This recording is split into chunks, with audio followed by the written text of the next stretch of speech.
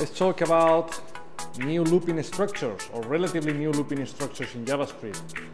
For in and for off. So let's start with for in. Imagine that we have a function get or display details of x, whatever x means, yes? So let's see what happens if we invoke display details sending hello world. So what's the plan? Let's use for in. For, look at the syntax, guys. First of all, you create a variable, let I, for instance, for now, in, and then x, right? X is the string we are passing. You agree on that? Hello world? Oh, good, right? So then I would like just to console log I. So what will this console log display?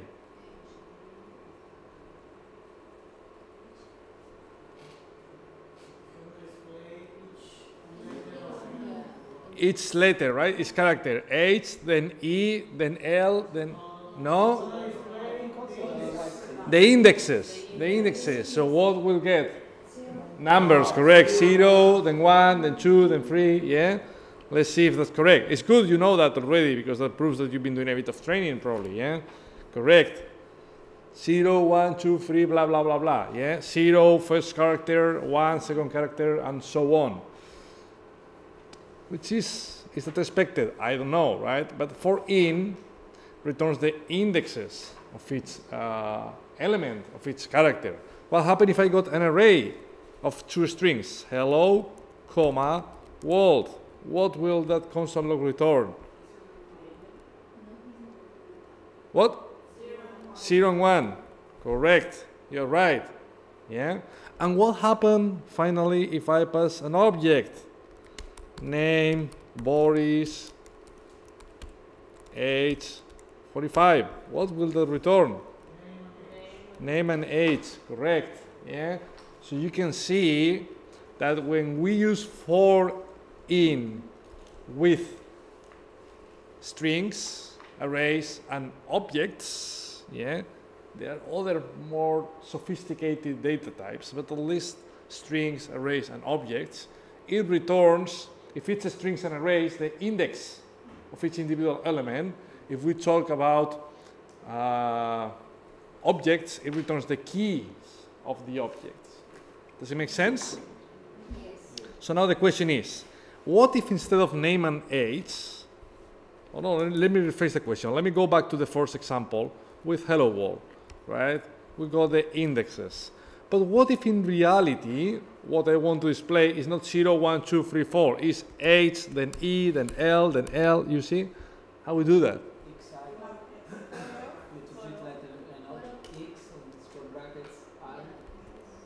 X square bracket, X square bracket, I, correct. This is beginner training on JavaScript. You remember objects, how to dynamically access properties of an object. So hopefully that will return H, then E, then L, yeah? Correct, you see? Individual ones, as you can see at the bottom. Because in reality, that's the same as doing X0, 1, 2, 3, 4, 5, yeah? You agree on that? Cool. And what happened if I want to return an array with the individual characters of my string? Let me prepare it. I create an array here. How we do that? Push. Push what? I don't want the indexes, I want the values. X square bracket I, yeah? Anything else? Return, correct, values. Return. my keyboard has lost not only the T, but also the R key. So typing return takes me like 30 seconds, yeah? Array, cool. So now, if we evaluate that, yeah, now Google Chrome is not helping, it's not working, yeah? Thank you, Google Chrome. So that means, as usual, let me close the tab, let me open incognito, you know, the classic process when Chrome goes crazy. So let me find the snippet again, should be somewhere. Here we go. Let's see if it works this time. It does work, yeah? You see the individual characters. What happens if I want to have the individual characters in capitals? Those two uppercase were here. No. In the push, outside, here. Inside, here. No, here. Cool. So that should return an array of capitals. Yeah? Well, good. And what if I want to reverse the array? To show D, then L, then R, then...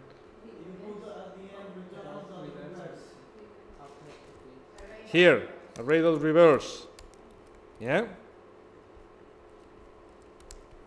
Correct. And what if I want to return that as a string? Join what? Like that? Or like that? Space or no space? No space. What happens if I put a space? You see, we look a bit stupid talking in that way, right? So we don't want any space here, and then the message gets displayed in the reverse order, yeah? So again, with for in, we can access the indexes. And if we have access to the index, it's very easy to get the value associated to that index, and then we can do whatever we want, yeah? So now let's talk about arrays.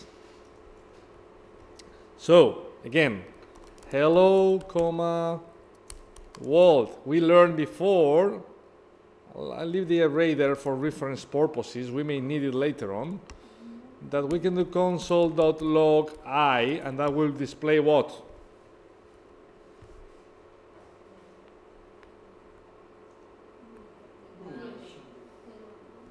0 and 1, correct. 0 and 1, as you can see here, yeah? But then, if I, instead of 0 and 1, same question, right? If I want to display hello and world, how we do that?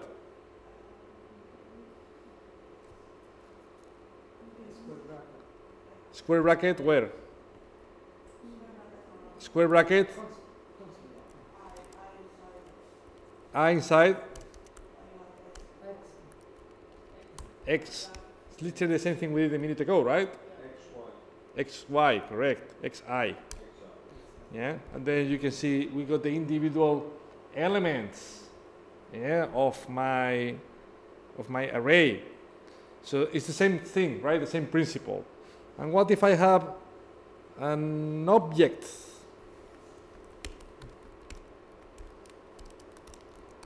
But I don't want the keys, which we already know how to do it. I want the values.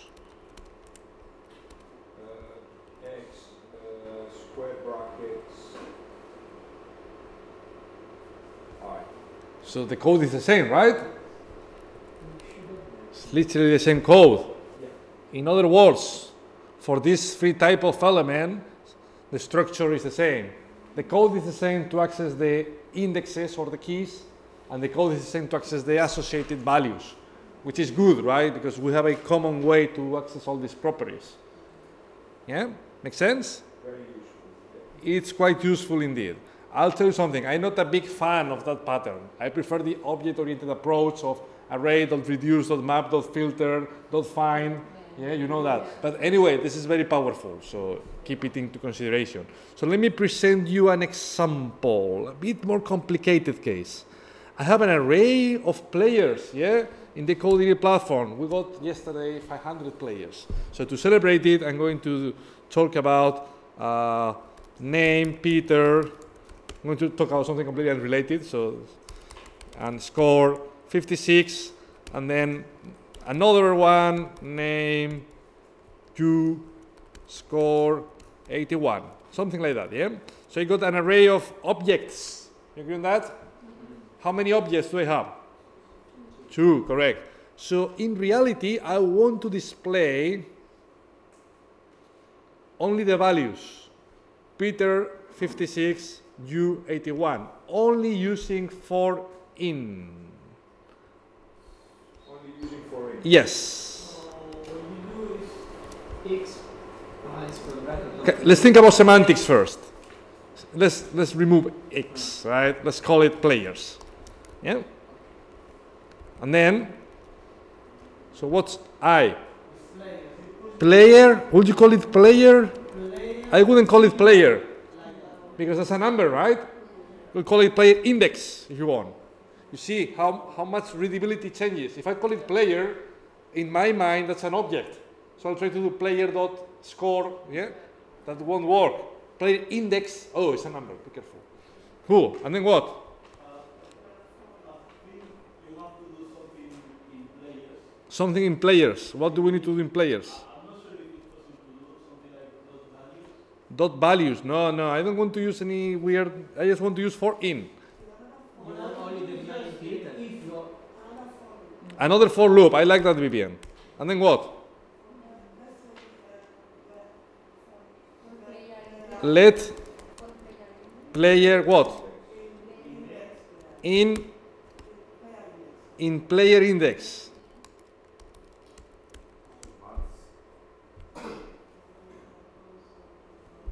And then what? But you don't know if it's gonna give only the names instead of the score.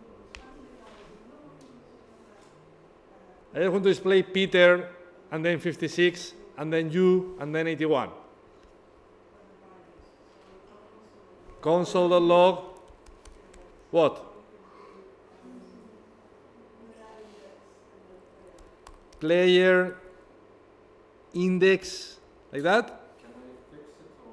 Can you? So Bill. So wait a minute. Bill Hughes disagrees because he said, "Can I fix it?" Right? So he's convinced the solution is wrong. Why is it wrong, Bill Hughes, according to your opinion? Okay, so in loop player index is 0. Yep.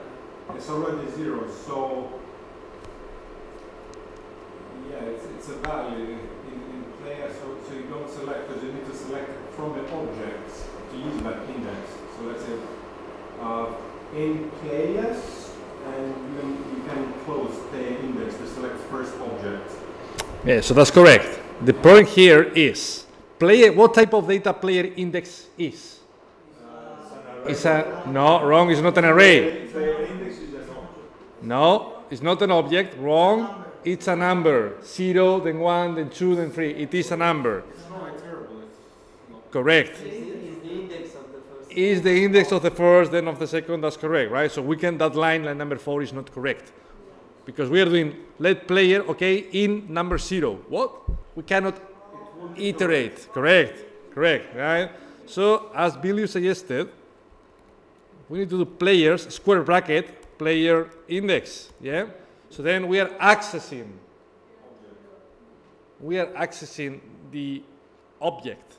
And then player. Do you think player is a good name again? Again, if I put player, then I know I'll try to do player.name, player, but that's not correct, right? Player property. Can I call it player key? Because I'm getting the key of the object, yeah? The thing on the left-hand side of the column. Readability, semantics make the difference. Right, and then we are close to glory. What do we do in the console log?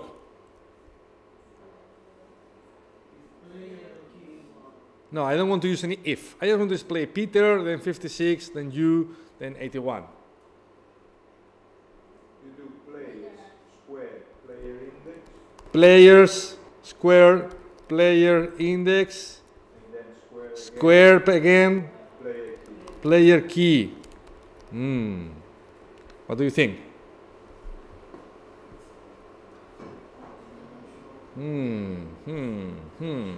But you want to display so only the score? Only the, I want to display first Peter, only the values, then 56, then you, then 81.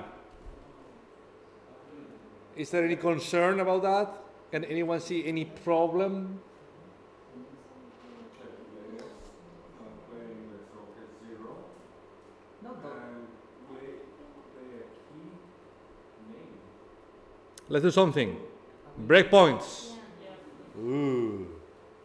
I got 4 breakpoints. Line number 3, 4, 5, and 10.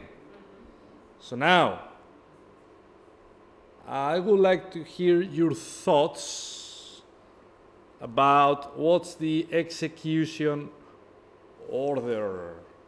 So, anyone wants to start? There are obviously some sweet points on the board challenge for the right answer. Can I? Yes, you can, Bilius. Okay, so let's say I'll say 10. Yeah? After is line number 3. Yeah? We have number 4, Mm-hmm. number 5, number 4, number 5.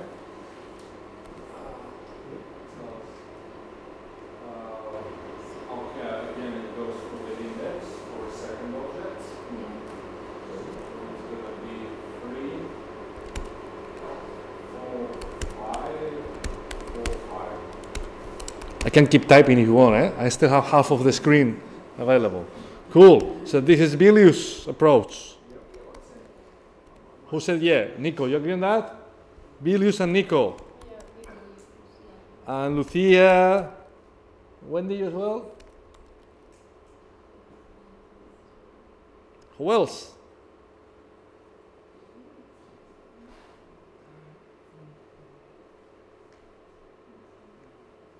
Vivian?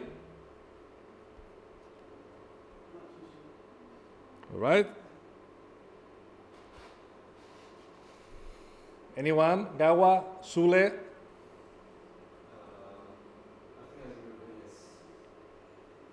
You what? You agree with Bilius? Okay? I think at some point it goes 10 again, so I don't. It was 10 again. So Sule sets same plus 10 again.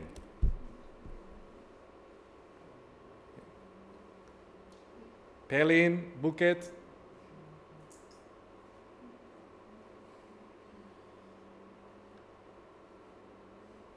Right, I have bad news for you. You are massively wrong, yeah? Again. And that proves that you are not dealing with breakpoints enough. Breakpoints is a master thing. It's something vital to understand how JavaScript works. Right, I'll tell you why you're wrong.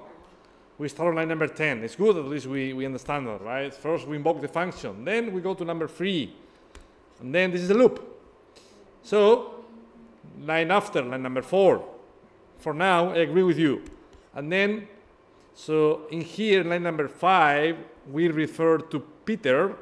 So it will be line number 5. And then I start disagreeing. you start again. No, we don't start again because that loop is the inner loop. We'll go to the next iteration to display 56. So that means we'll display line number 5 again. Yeah? And then because that block will be sorted, I believe we should go to line number 4 to go on the second iteration, which is the second object. Yeah? So that means that then we'll do 5 and 5 again, and that's it. So in other words, yeah, that's The name is it, and then you go outside from the other one. correct. We process the first object end to end, which is the inner loop, and then we process the second object end to end, which is the second iteration of the inner loop. Yeah? Let's see if that makes any sense. Line number 10, we agree on that. So that's good. And then what else? Line number 3, line number 4, number 5. You can, let's see, evaluate players, array, player index 0. So player 0 should refer to Peter, player key name, so that should display Peter.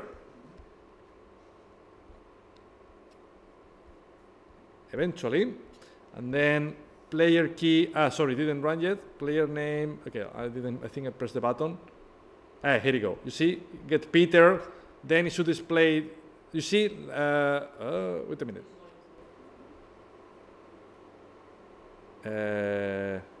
Sorry, I think, wait a minute, I lose the control at the moment. Yeah, I think it's correct, but I got confused with the breakpoints. Wait. Sorry guys, I cannot see anything on the screen, so let me minimize it a bit.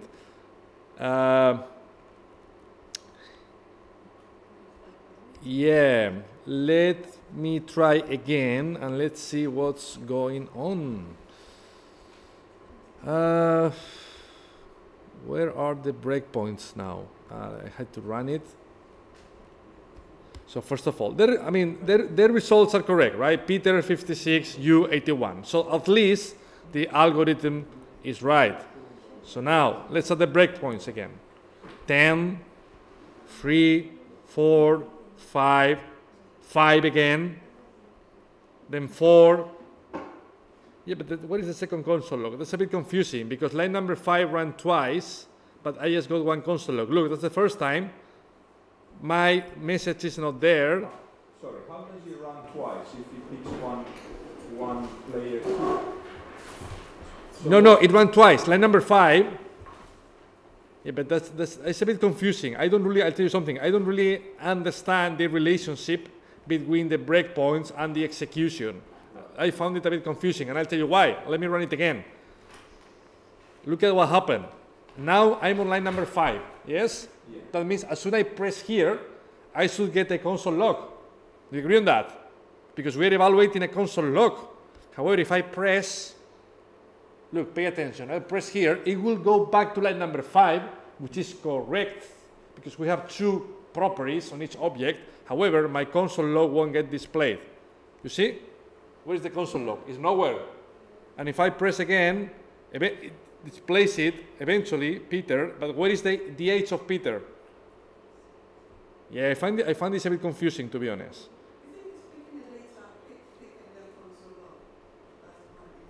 Yeah, but it should happen immediately. So unfortunately, the example was not good enough because it's not helping to understand the code. Let's ignore the breakpoints, guys. Let's focus on the logic. I think it will be more beneficial. Sorry about that, guys. Sometimes the breakpoints don't work as expected, as you know. Again, first of all, we got the first loop, the outer loop, will refer to each index on the array. First of all, index 0, the highlighted, yes? So player index equals 0. Fair enough. So then we say, okay, players of 0, that refers to the first object. But because we are doing for in reality, remember, for in returns the keys of the selected object. So the first player key will be what? Name, that's a string, yeah? And consequently, we can drill down, so we can do players, the array, player index, the first element of the array, and then player key, which is the name property, so that will return Peter, yeah? So that's the important thing. Ignore the breakpoints for now. That was a bad example. But the important thing is to understand the logic. Cool. Any question about for in? No? So let's talk. Yeah? Yeah, so essentially, like once we are looping, so we don't look in the for loop, we look only at execution. Yep. So that's why. Yep, correct. I was not sure. So Yep. So when you have for loops, So it completes the inner one, and then once it's finished, then it goes to the parent one. Yeah? Because this is synchronous code. Let's talk about for off, which is very similar. Let me remove the code a bit. So instead of for in, I call it X for now. For I, instead of in, off. Yeah. What happens if we pass a string, hello, and we do console log of I? What will that display? The letter, the values. H, then E, then L, then L, then O. Thank you, Chrome. I don't have any breakpoint. Cool. Chrome is dead. Ah, here you go. It takes a while, but it's there. You see? Hello. Yeah? So for in refers to the indexes or the keys. For of refers to the values. Yeah? Similarly, if we have an array, hello, comma, world, what will that display? Hello? Correct. 2 iterations, yeah? So, let's add some breakpoints again. I don't trust breakpoints, so this is not going to be a good thing. Here, look. Breakpoint number 8. No. Prefers to put the breakpoint on a curly braces, right? Which is completely pointless. So, ignore the breakpoints thing. It's not Chrome's day today. So, yeah, that will display hello and then world. Here we go. Yeah, at least that works fine. You see? And finally, what happens if we have an object? Name, Peter, age 45. What will that display? Oh. What? Peter and then age.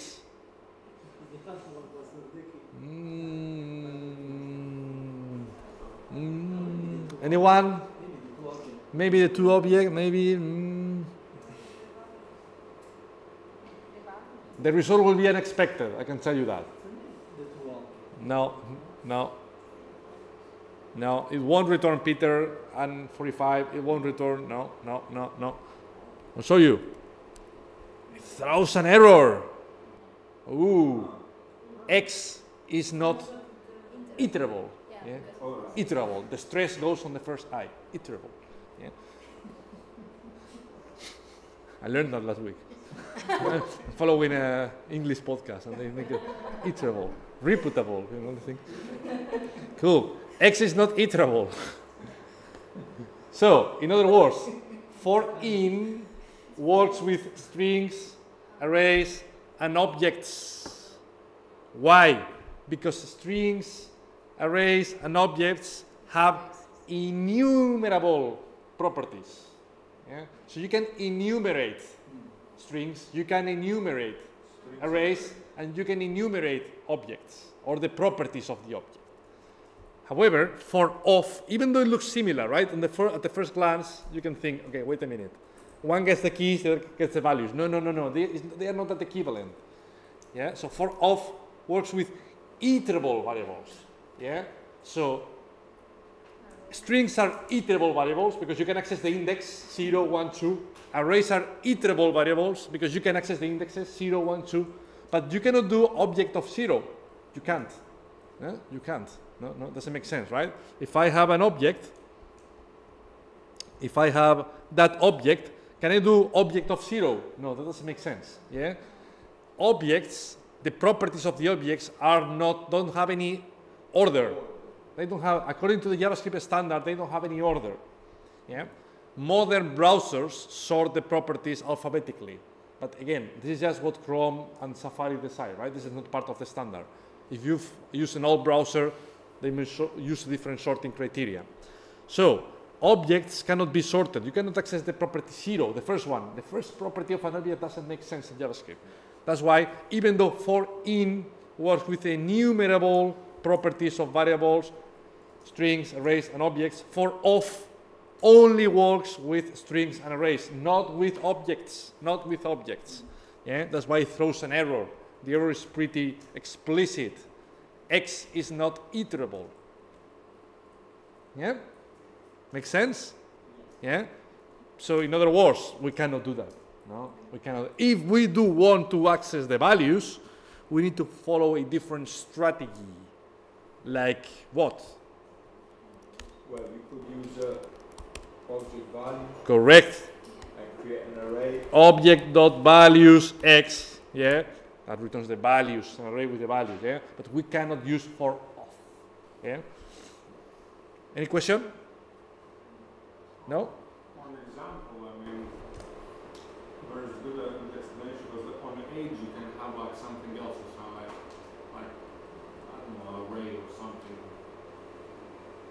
Not array, but like you can have an object within an object. You can have object within an object. Of course, you can have. Yeah. So we can. You can have an object within an object. Age. You can say the real. 45. What he thinks. 17. Yeah. So you can have an object within an object, but still that doesn't work with. For off don't work with objects. As simple as that. Yeah. Anything else? Yeah, go for it. At which circumstances would you choose using for off and for in as opposed to map, filter, and Never. I personally, I never use these things. Yeah, but still, they are important, right? It's a classic job interview question. Difference between for in and for off. So I'll show you, or I'll share with you that table, which I find particularly convenient. It tells you the differences between for in and for off. You see, for in applies to enumerable properties, for off applies to iterable variables or collection. Yeah, that's why that's important. The second row is the important thing. Can I use it with objects? For in, yes, gives you the key. For off, no. And then a subtle detail. This is a bonus. So, can I use it with arrays and strings? For in, yes. However, even though you remember when we the very first example, for in hello, it returns 0, 1, and 2. Because of a reason that is beyond my understanding, the standard doesn't tell you if it should return 0, 1, and 2, or 2, 1, and 0. Right? The standard doesn't specify the order of the properties. It tells you that it will give you all the indexes, 0, 1, 2, but not necessarily in that order. Yeah, that's why it's not advised if you want to follow a sequential order, because it's not warranted. Even though Chrome does the trick, it's not part of the standard. That means in the future the rules may change. Yeah, so just be a bit careful on that. Any final question? No? Cool. So that was it, guys. Thank you.